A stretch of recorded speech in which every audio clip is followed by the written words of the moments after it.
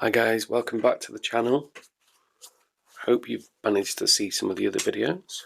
The Ninja Woodfire grill videos seem to be getting some love, which is very much appreciated, and hopefully it helps give some pointers out to people that are either interested in buying one or already have one, yeah, hope you find them useful. So today, back to our trusty friends, the chicken. So we've got a couple of chicken breasts that we've halved, and then we had some chicken thighs which had already been deboned. So on the chicken thighs we've got a bit of a marinade there, which is a highly guarded family recipe secret that I couldn't possibly divulge, that we made about 10 minutes ago. So yeah, and then we've got just some chicken salt on the other bits of chicken on there, which have taken on the lighter colour. So not a big marinade. We prepped it, as I say, about 10 minutes earlier from a combination of rubs and sauces that we have. So we're going to go through the preheat function. We know that we like the grill function. We got the smoker on there, which I've just noticed. So I need to change that. Get it onto the grill. And as always, we've got our trusty preset 16-minute high temperature program. So for those not familiar, each of the settings has kind of a preset cycle, so you can adjust it, but what we're looking for really all happens in here. So this is the hopper with our lovely wooden pallets in there, which are going to get smoked via the special Woodfire technology button. And as you can see, the first part of the process is that ignition process. So that's going to get those pellets smoked, and that's going to impart its flavour onto the meats in there. So you only need a handful. There's a hopper that comes with the unit, and you can see I've got the serrated grill, which is the one that comes with the unit. You can buy other attachments. You can probably just make out in the corner there the crisper basket that comes with the unit as well, which at some point I'm going to put a whole chicken in there and use the air fry function, because in the comments there's some good recommends in there about using a combination of the features. So to kind of grill some of your meats and then finish off with the air fryer apparently just takes your food up an extra notch, so well worth a try. Yep. Ignition process is quite short, and we should start to see the smoke coming out of the hopper on the top of the unit.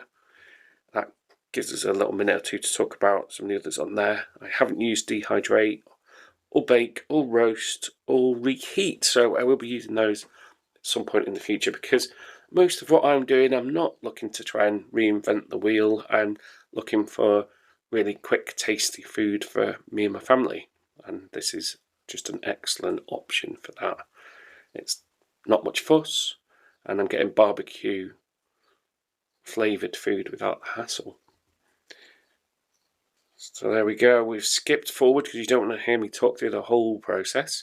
We've gone through the ignition and the preheat function, so that means that our unit is up to temp. Got some smoke coming out of the top there, and the Ninja's telling us that it's ready for us to add our food. So that chicken's looking pretty delicious. We've got some lovely tongs here. So that obviously hygiene is key, especially when we're touching chicken. We don't want to be contaminating things or giving people food poisoning. So we go on with our first chicken, which has got chicken salt on it, which is, as it says, as I understand it, it's crisped up chicken with salt on it. So we're going to put those. I only marinated. Does it do both sides? I think I might have dusted both, to be honest.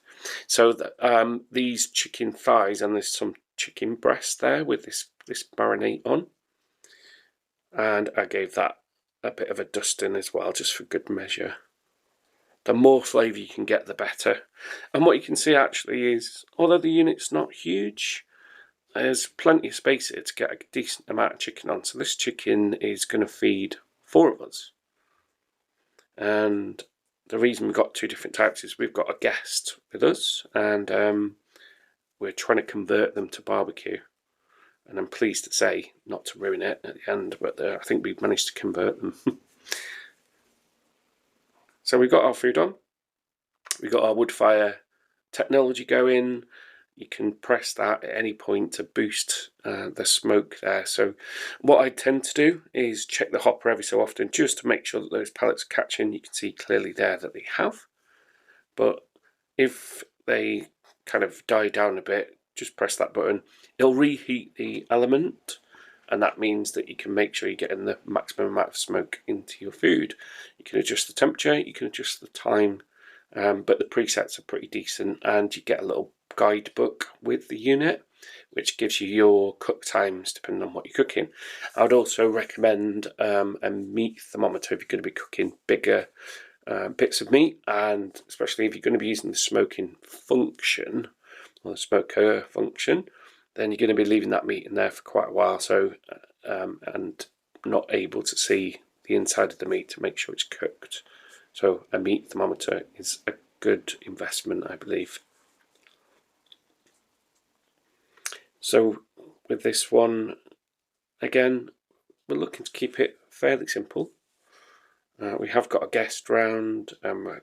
It's well, this is the Great British Summertime for our American viewers out there. It's not exactly cracking the flags as we would say, but it was comfortable enough to throw on a pair of shorts and have a barbecue with the family. Don't worry, I'm not going to film the whole of the process.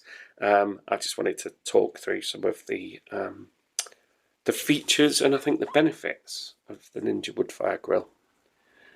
So as promised, I haven't talked through everything. We've skipped forward through the magic of editing to what would normally be close to our flip time. So because we've got different sizes of meats, rather than wait for it to say that I need to flip the food, I want to just check it. And as you can see, as we turn it over, it's got a lovely bit of char just starting to take on the meat.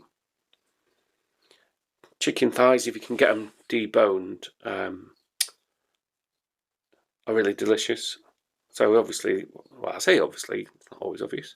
I watch cookery programs, things like that, and they say that anything cooked on the bone gives a lot more flavour. But sometimes it's about ease as well, isn't it? So chicken breasts can dry out quite quickly. Chicken thighs tend not to, but it's no fuss eating. Is you could just just put this straight on a bun or whatever, however you want to eat it, without having to worry about picking around bones and things. So it is horses for courses, as you've probably seen in other videos. We get the chicken legs because it's a relatively cheap option, and it one packet will feed 3 of us. So I'm just going to give the Woodfire button a click just to boost it, and then we could either increase or decrease our time depending on what we want to do. So I try not to open the lid too much. I want to keep as much smoke in there as possible. But yeah, it's a sturdy unit. It's well made. It cleans down really well. I just mention again that I did clean those tongs and dropped a nice bit on there, which I will clean through the magic of editing. Look, oh, it's gone. Sparkling again.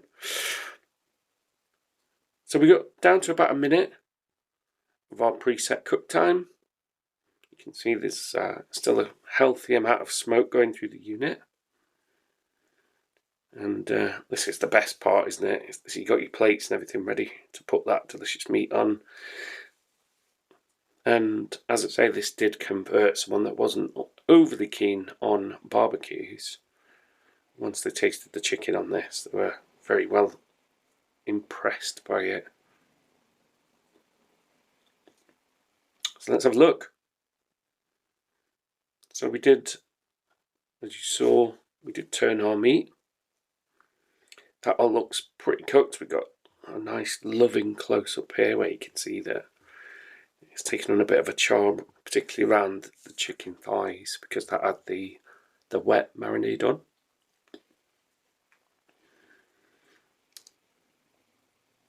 So yeah, that is our quick chicken barbecue.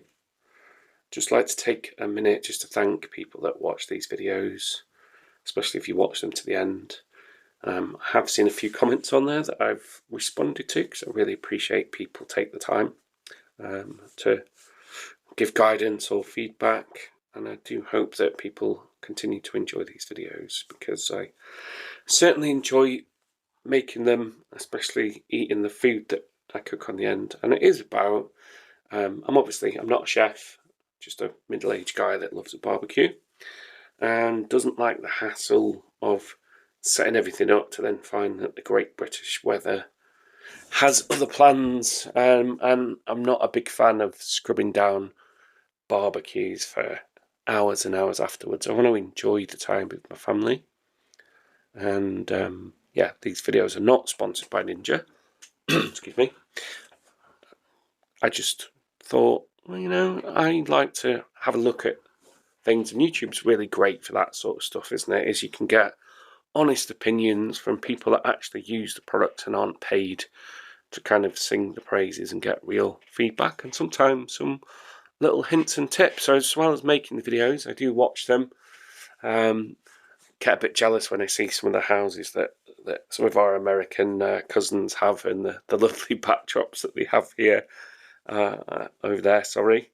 So yeah, the plan is, I think, to add some more things to our setup. So I have recently got a 2-stack pizza dish attachment and something to add the skewers onto. So the next time the weather picks up, I'll be sure to do that and upload it and give my feedback on it. So yeah, thanks for watching. Check out the other videos that I've uploaded.